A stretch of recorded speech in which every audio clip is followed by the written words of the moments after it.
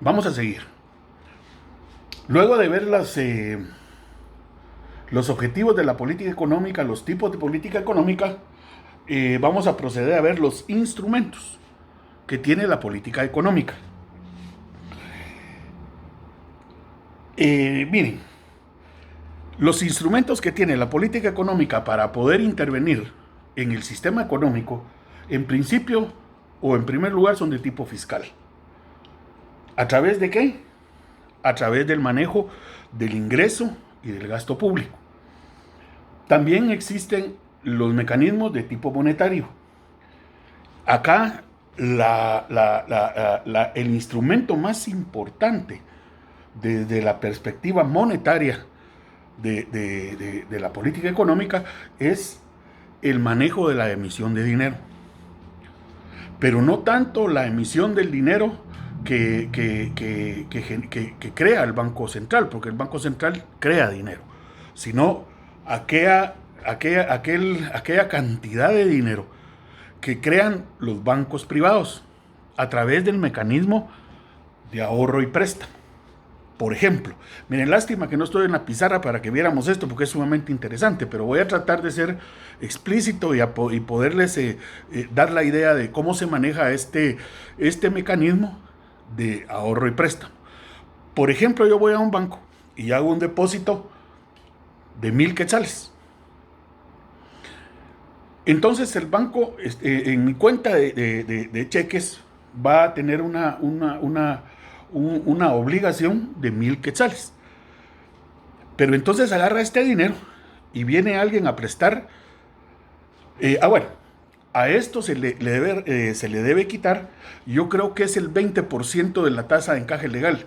Esta tasa de encaje legal es un porcentaje del depósito que yo hice que tiene que ir a dar al Banco Central. Pongámoslo en 10% para que sea manejable esto.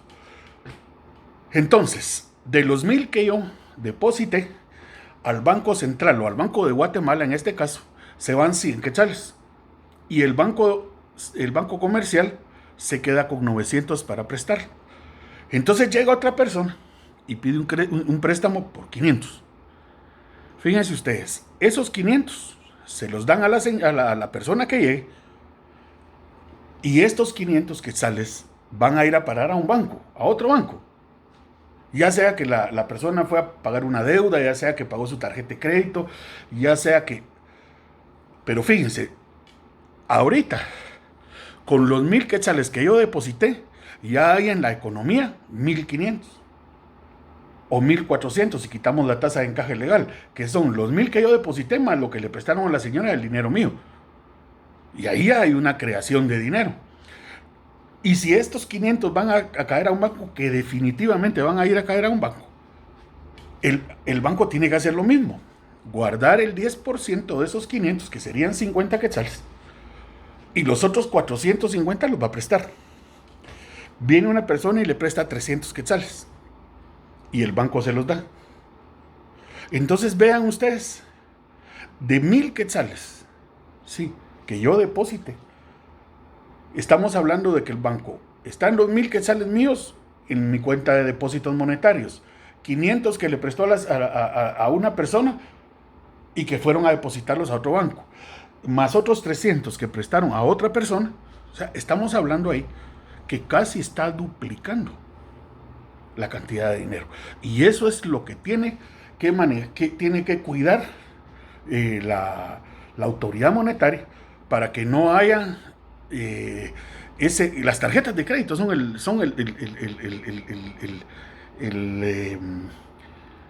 el ejemplo más típico de esto. Ustedes con una tarjeta les dan un crédito y si ustedes se lo gastan, lo tienen que pagar. ¿Sí? Pero ahí están sacando dinero de donde no hay dinero, ¿sí? Porque la tarjeta de crédito no está registrada en los activos del banco. Eso es muy importante. Muy bien. Entonces les decía, y los instrumentos vienen desde de tipo fiscal, de tipo monetario, ahora de tipo social, con la política, por ejemplo, el manejo del gasto público. Cuando hablamos de tipo social, ya vemos cómo el gobierno va a redistribuir el ingreso. De tipo comercial, aquí cuando hablamos de tipo comercial nos referimos a los préstamos, a las tasas de interés, tanto pasivas como activas, que los bancos van a ofrecer para depósitos o para préstamos. Y de tipo cambiario, entre otras. Las de tipo cambiario se refieren al tipo de cambio que la economía va a tener. Muy bien, las características de la política económica. Bien, la primera característica de la política económica es que es implementada por el gobierno. O sea, ningún banco, ninguna empresa, ni nadie más que el gobierno puede plantear política económica.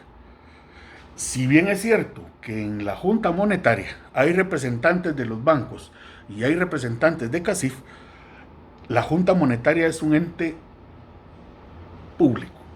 Entonces, solo los gobiernos pueden crear política económica. Esa es la primera característica.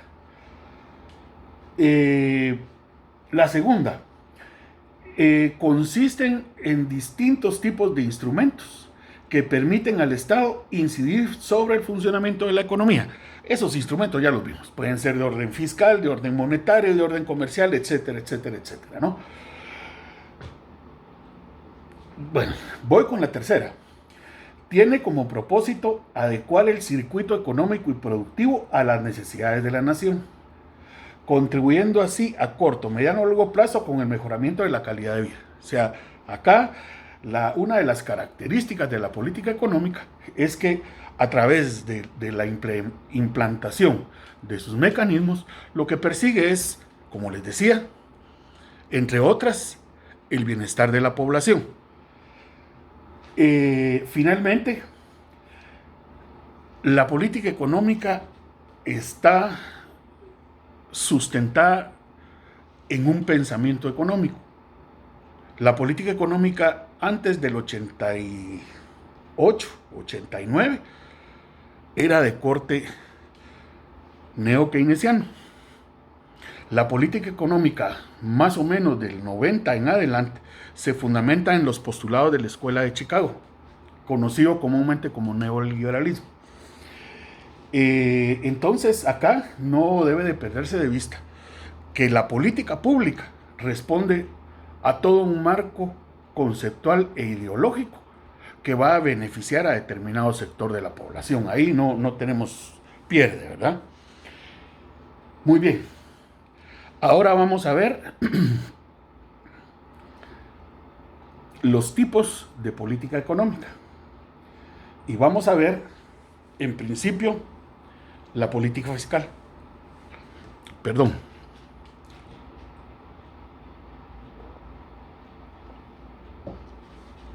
Porque con el calor que hay y estar hablando así, de verdad hay que tomar agua porque si no, no me va a salir la voz. Pues bien, miren, vamos a ver fundamentalmente dos tipos de política económica. Vamos a ver en principio la política fiscal, que se refiere al gobierno central. Y vamos a ver luego a la política monetaria. La política monetaria es responsabilidad del Banco de Guatemala a través de la Junta Monetaria. Entonces, acá vamos a ver, por un lado, la política fiscal, que insisto, el responsable directo de la política fiscal es el gobierno central, en tanto que la política monetaria es responsabilidad del Banco de Guatemala a través de la Junta Monetaria. Cada uno de ellos son los que definen cuáles son los objetivos y las metas de la política monetaria y de la política fiscal en el año. Pero noten una cosa, por eso allá en la escuela yo les he dicho en diversas oportunidades que no puedes deslindar, por ejemplo, la política social de la política fiscal. ¿Por qué razón?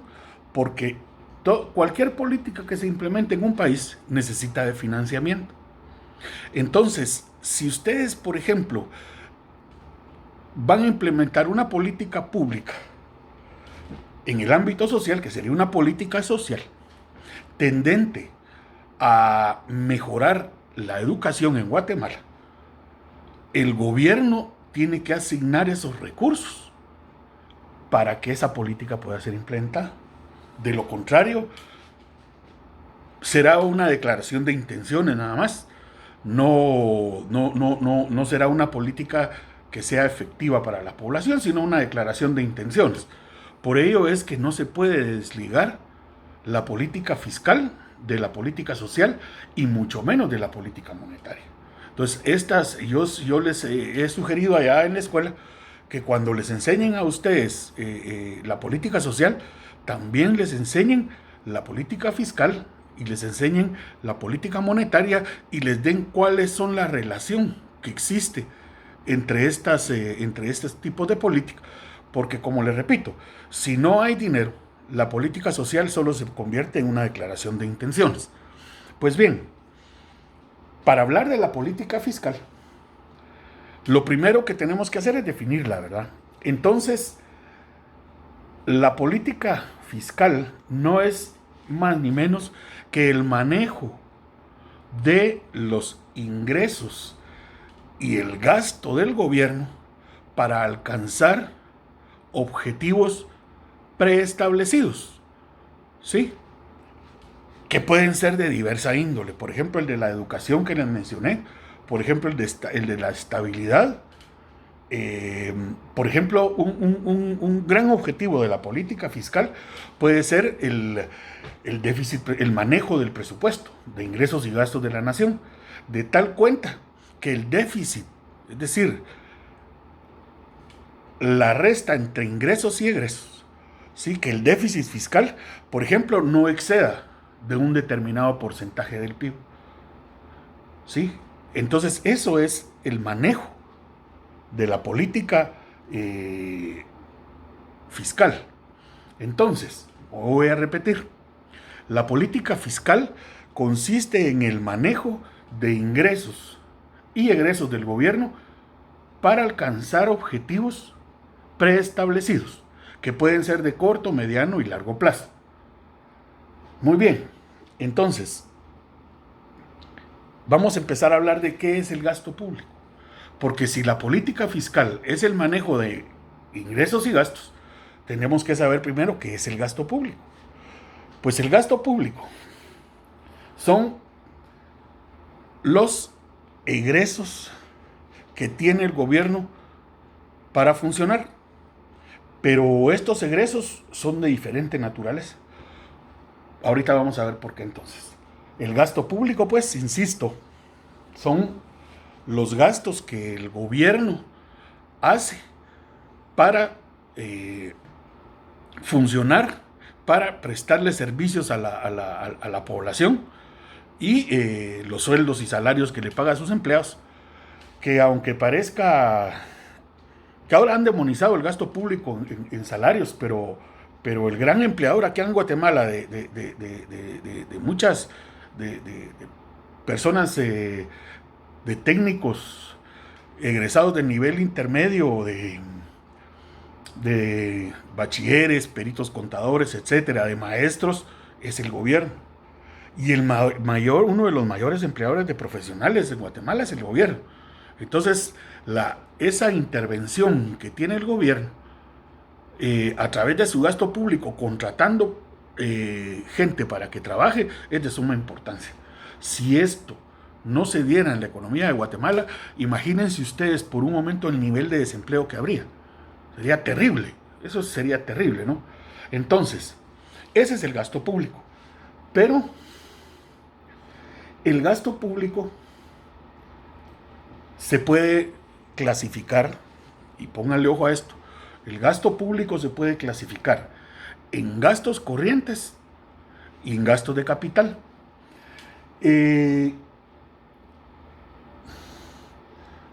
Los gastos corrientes comprenden gastos en la adquisición de bienes y servicios que necesita el gobierno para su funcionamiento, así como el gasto en servicios personales, en materiales, suministros, etcétera. Pues, es decir, todos aquellos gastos que el gobierno realiza y que le sirven para su funcionamiento, para que pueda funcionar el gobierno, ya sean las motos, a las policías, los pick-ups para patrullas, ¿qué otra cosa podríamos decir? Vean los sueldos de los maestros, los sueldos de, incluso nuestros sueldos, ¿sí? En la Universidad de San Carlos, o sea, los edificios donde ustedes están, eso forma parte del gasto público en gastos corrientes. Ahora bien, repito, los gastos corrientes son aquel tipo de gasto que hace el gobierno que sirve para que el gobierno funcione. Ahora bien, también existen los gastos de capital. Y los gastos de capital, como su nombre lo indica, son inversiones que hace el gobierno para que el país tenga infraestructura. Por ejemplo, carreteras, puertos, hospitales, pero aquí estamos hablando de edificaciones, no de sueldos. Por ejemplo, si se va a comprar máquinas, en este momento, por ejemplo, si se compran respiradores para atender a la población que llegue enferma del COVID-19, esa es una inversión, es un gasto en inversión, no es, digamos, es una inversión, no es un gasto en funcionamiento, ¿sí? Esa es la diferencia entonces, que uno se utiliza para consumo al gobierno, mientras el otro es para inversión, es para potenciar la inversión del sector privado. Para eso sirven las carreteras, los puertos, aeropuertos, etc. Perdón.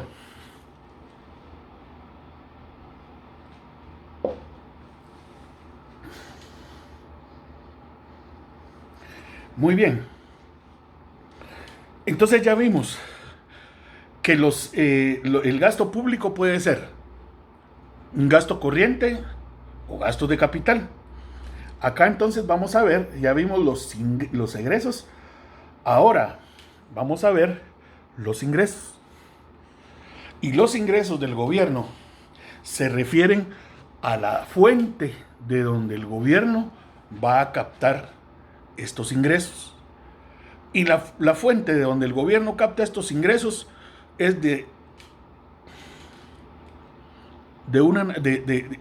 es de una naturaleza específica. Los ingresos del gobierno pueden provenir de ingresos tributarios y ingresos no tributarios. Los ingresos tributarios son aquellos ingresos o aquel tipo de ingresos que el gobierno recauda de los agentes económicos en calidad de impuestos. ¿Sí? Un impuesto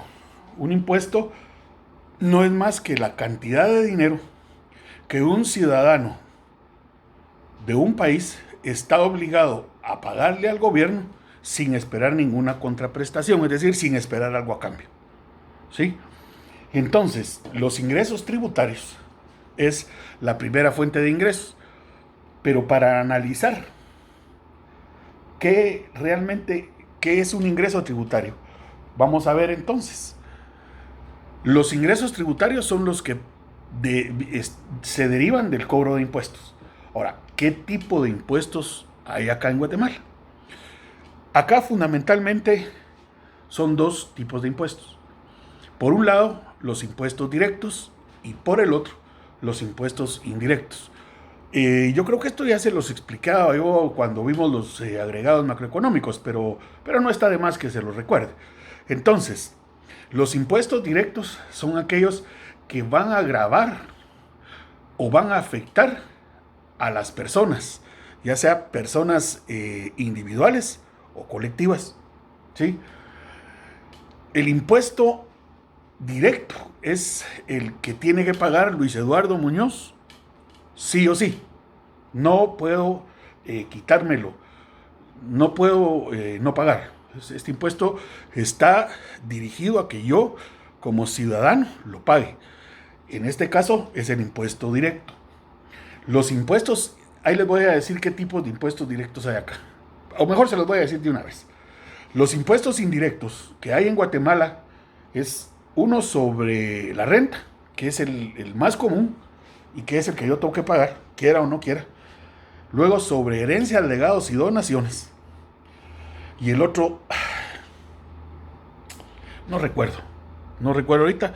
Tal vez ustedes se echan una su revisión en internet y luego, porque ahorita no recuerdo cuál es. Es legados y donaciones, es impuesto sobre la renta y hay otro, pero no recuerdo. Bueno, en tanto que los impuestos indirectos son aquellos que gravan el consumo de las personas. ¿Se recuerdan cuando les hablé del IVA? Cuando hablábamos del valor agregado, el impuesto indirecto es aquel que va a gravar el consumo de las personas. Por ello, el consumidor es el que lo va a pagar. Acá, el impuesto aquí típico o por antonomasia de un impuesto indirecto es el impuesto al valor agregado o IVA. Ya ven ustedes que al final los que terminamos pagando el IVA somos nosotros. El empresario no paga el IVA. Somos nosotros los que pagamos el IVA. Otro impuesto indirecto también es el impuesto, por ejemplo, sobre gasolina. El impuesto sobre la gasolina, ¿no? Ese es un impuesto indirecto también. El problema de los impuestos indirectos es que gravan con mayor impacto a las personas que más consumen. Y las personas que más consumen en este país son las personas que tienen los más bajos ingresos. ¿Por qué les digo que los que más consumen? No es lo que más gastan, sino los que más consumen. Porque si se ganan 100 quetzales en el día, esos 100 quetzales les van a servir al día siguiente para su desayuno, almuerzo y cena. O sea, ahí no vamos a observar ahorro. Sin embargo, esta gente es la que tiene que pagar el impuesto al valor agregado. Es el que tiene que pagar el impuesto a las importaciones, es el que tiene que pagar el impuesto a las exportaciones, es el que tiene que pagar el impuesto a la gasolina, etc. Por ello es que la estructura tributaria en Guatemala es una estructura tributaria regresiva, porque la mayor cantidad de impuestos, la mayor cantidad de impuestos, sí, son de tipo indirecto, es decir, que gravan el consumo de las personas.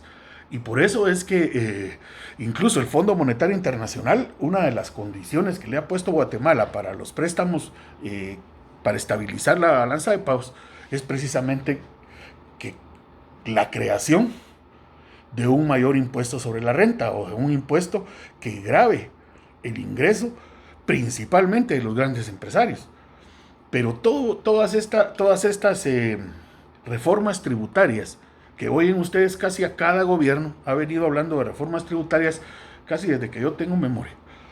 Pero nunca se ha hecho una reforma tributaria que obligue a los empresarios a pagar impuestos, ¿sí? Entonces ese es el problema acá. Muy bien, ya hablamos de los impuestos indirectos, impuestos directos, ya hablamos, bueno, ahora, ¿cuáles son los ingresos no tributarios? Pues los ingresos no tributarios que tiene el gobierno están enfocados fundamentalmente en tres o dos grandes rubros. El primero son tres rubros. El primero es por la prestación que cobra de sus servicios. ¿Sí? ¿Qué servicio? Por ejemplo, bueno, por ejemplo, las licencias. Ahí el gobierno obtiene un ingreso por ¿cómo se llama? La empresa esta de licencias nos emita no solo la licencia, pero ahí tiene un ingreso el gobierno. Mínimo, pero hay un ingreso. Otro ingreso que está por las regalías. Sí, las regalías que le pagan las mineras. Por ejemplo, la minera esta Marlin se llevó 4,000 millones de dólares en oro, pero eso nos dejó 500 millones de quetzales aquí. Entonces, esas son las regalías que le pagan al país.